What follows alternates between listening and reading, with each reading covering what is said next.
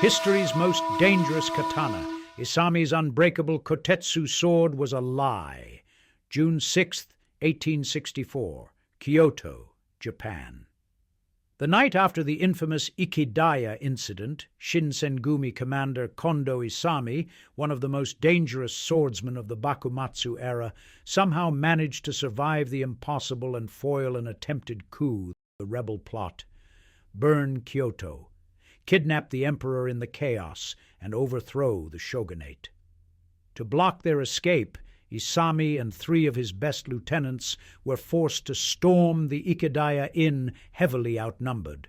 4 Shinsengumi versus more than 20 hardened fighters. When the dust cleared, 7 rogue samurai had been cut down and 23 captured. 4 more would die from their wounds. In a letter to his father, Isami writes, "My life was saved because my sword was a kotetsu." Word spreads within weeks. Every samurai in Japan wants one. There's just one problem. Renowned bladesmith Nagasone Kotetsu has been dead for 186 years. The letter. After 3 hours of brutal fighting in cramped quarters, every blade carried by Isami's strike team was destroyed. Okita's sword, tip broken off, Nagakura's snapped in 2, Todo's mangled beyond repair, except Isami's. His kotetsu emerged flawless, not a scratch. His letter made the kotetsu the most famous sword in Japan overnight. Demand exploded. But you can't buy a blade from a smith who's been dead for 2 centuries. So what happens when every warrior in the country desperately wants a sword that can no longer be made? The market finds a way. And that's when the real danger begins. The blade that saved Kondo Isami is about to destroy everything. The forgery epidemic. The market explodes. Here's the problem. Kotetsu forgeries were already a problem before Ikedaya. Counterfeiting plagued many famous smiths throughout Japanese history. Masamune, Muramasa, any legendary name attracted forgers.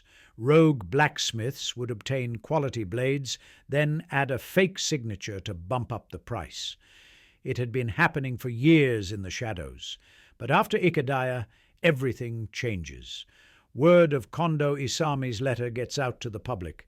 Demand explodes. Samurai who never cared about brands suddenly need a kotetsu. They'll pay anything for the blade that survived Ikedaya. Authentic kotetsu blades, already rare, become impossibly expensive. The existing forgery problem doesn't just accelerate, it detonates. Within months, fake kotetsu blades flood the market at unprecedented scale. The quality fakes that existed before, now there are 10 times as many. Worse, the surge attracts amateurs. Soft steel, poor tempering, dangerous weapons with fake signatures, and warriors are buying them, staking their lives on blades they can't verify. The collapse.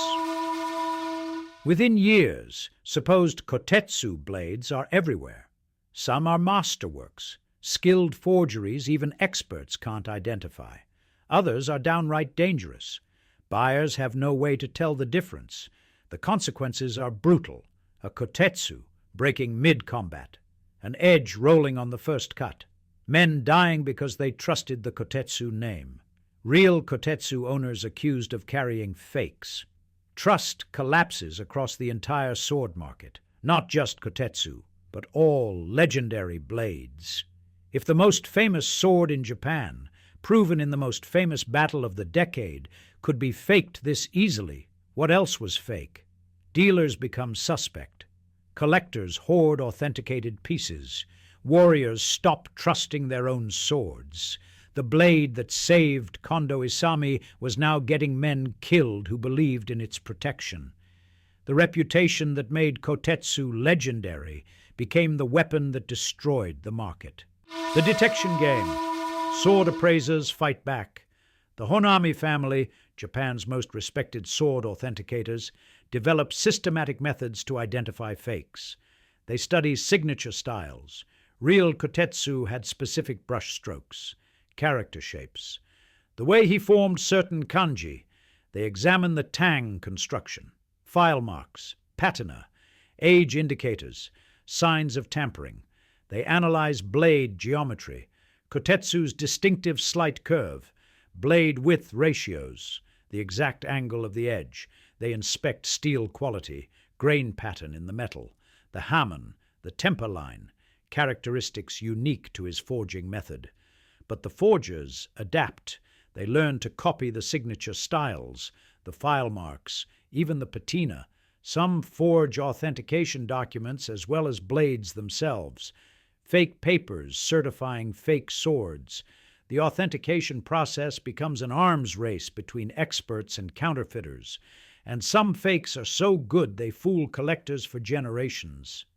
Even today, museums discover that authenticated kotetsu blades in their collections are forgeries. Blades that passed inspection for 100 years, suddenly proven fake by modern metallurgical analysis. The most troubling cases? Famous kotetsu blades owned by legendary warriors, swords with documented histories, blades trusted for decades, even those carried into the most famous battles, all face scrutiny. Because once the forgery epidemic began, nothing was above suspicion, not even the blade that started it all. Legacy and lessons. What survived? Today, authenticated kotetsu blades are extremely rare. The Iwakuni Art Museum in Yamaguchi Prefecture permanently exhibits verified kotetsu swords. Each blade carries a documentation trail proving legitimacy, chain of ownership, expert appraisals spanning decades, scientific analysis, but even with modern technology, metallurgical testing, X-ray examination, microscopic study, many kotetsu blades exist in a gray area. Swords where even experts disagree. Museums and private collectors still discover fakes in their collections. Blades that passed authentication 50, 100 years ago, suddenly proven fake by new analysis methods. The market never fully recovered. Because the forgery epidemic taught Japan a brutal lesson, reputation without proof is worthless. No matter how famous the smith, no matter how legendary the blade, if it can be faked, it will be faked.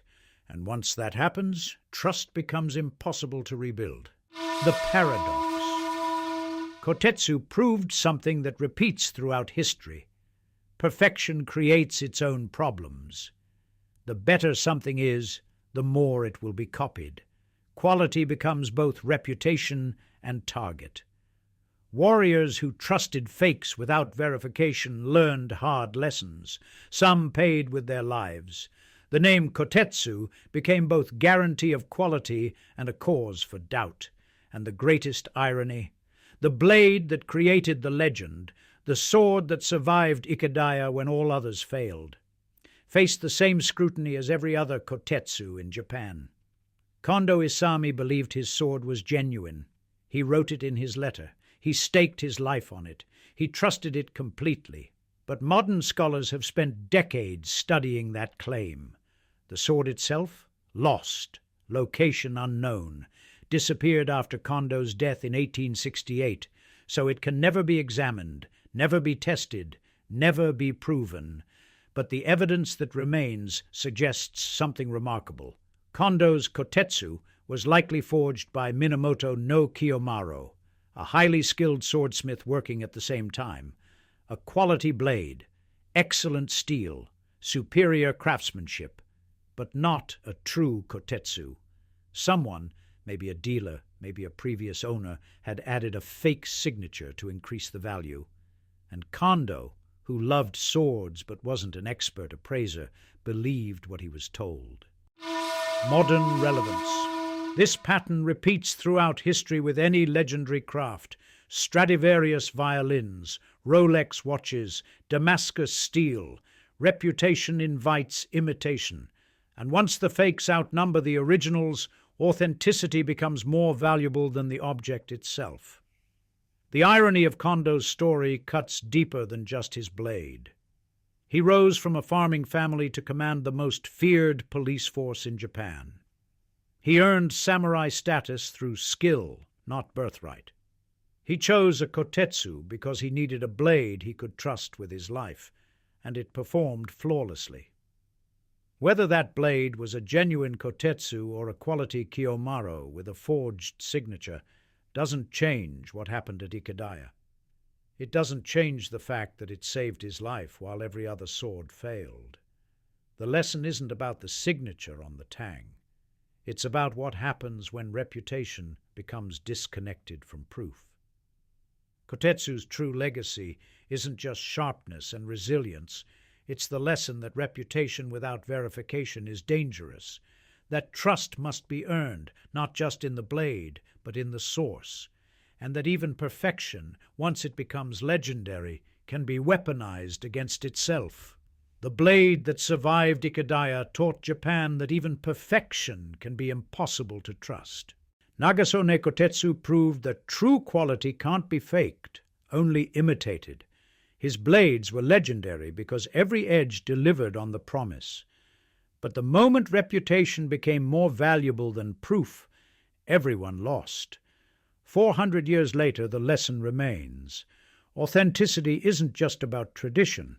It's about proving your craft every single time, with every blade. At Dream of Japan, we understand that our reputation is only as good as our last edge. We don't rely on a name stamped on a tang. We rely on steel that performs, because in the end, trust is earned one cut at a time. This has been History's Most Dangerous Katana Episode 3. Kondo Isami's Unbreakable Kotetsu sword was a lie. Up next in Episode 4, the bone-eater blade that refused to die, Honebami Toshiro. Like, subscribe, and join the newsletter for more real samurai history and epic sword content.